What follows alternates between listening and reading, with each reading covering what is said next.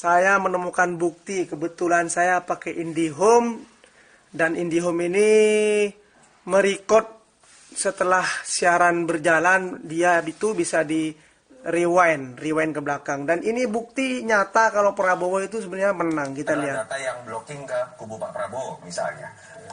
Dan di sini semua itu yang berbicara kaget melihat hasilnya. Kita lihat. Langsung suruh kasih kode ubah ini. Mungkin saja, bukan tidak mungkin ya, tapi sebetulnya secara statistik grafiknya sudah terbaca. Ini lihat ya, Prabowo menang, bro. Nih, aslinya Prabowo menang.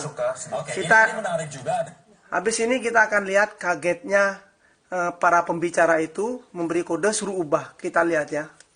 Ketika untuk Prabowo menang.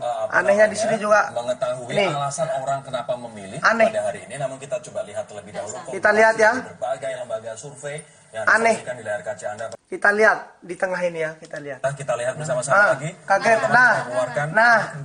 Nah, pada bingung, nggak kebaca katanya. Kan sudah bisa dibaca, mungkin ini Rory dari Tapi ini yang menarik, Bingung. Digantilah di sini.